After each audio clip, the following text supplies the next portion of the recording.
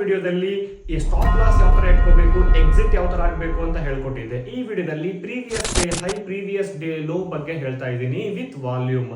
Previous day high ಅಂದ್ರೆ ನಿನ್ನೆಯ high ಅಲ್ವಾ. Previous day high market break ಆಗಿದೆ ಅಂದ್ರೆ ಮಾರ್ಕೆಟ್ ಸ್ಟ್ರಾಂಗ್ ಆಗ್ತಿದೆ ಅಂತ ಅರ್ಥ.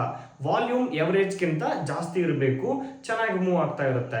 ಸೊ ಈ ತರ ಮೂವ್ ಆಗುವಾಗ ಅದೇ ತರ next again previous day low ಕೂಡ volume must. Previous day high break ಆಗುವಾಗ ಎವರೇಜ್ ವಾಲ್ಯೂಮ್ ಕಿಂತ ಜಾಸ್ತಿ ಇರಬೇಕು, ಪ್ರೀವಿಯಸ್ ಡೇ ಲೋ ಬ್ರೇಕ್ ಆಗುವಾಗ ಕೂಡ ಎವರೇಜ್ ವಾಲ್ಯೂಮ್ ಕಿಂತ ಜಾಸ್ತಿ ಇರಬೇಕು. So market previous day low break ಆದಾಗ ವೀಕ್ ಆಗಿದೆ ಅಂತ ಅರ್ಥ. ವಾಲ್ಯೂಮ್ ವೀಕ್ ಇದ್ರೆ ಟ್ರೇಡ್ ಅವಾಯ್ಡ್ ಮಾಡಿ. ಅಂಡ್ ಆಲ್ಸೋ ನಿಮ್ಗೆ RSI ಪಾರ್ಟ್ 9 ತನಕನೂ ಹೇಳ್ಕೊಟ್ಟಿದ್ದೀನಿ. RSI plus volume plus price action, ಇವು ಮೂರನ್ನು ಇಟ್ಕೊಂಡ್ರೆ ಇನ್ನೂ ತುಂಬಾ ಒಳ್ಳೆ ಸೆಟಪ್ ಆಗುತ್ತೆ ಟ್ರೇಡಿಂಗ್ ಮಾಡ್ಲಿಕ್ಕೆ. ಇವೆಲ್ಲ ವಿಡಿಯೋಗಳು ನಿಮ್ಗೆ ಯಾವ ತರ ಅನಿಸ್ತಿದೆ ಒಪಿನಿಯನ್ ನ ಕಮೆಂಟ್ ಬಾಕ್ಸ್ ಅಲ್ಲಿ ಹಾಕಿ.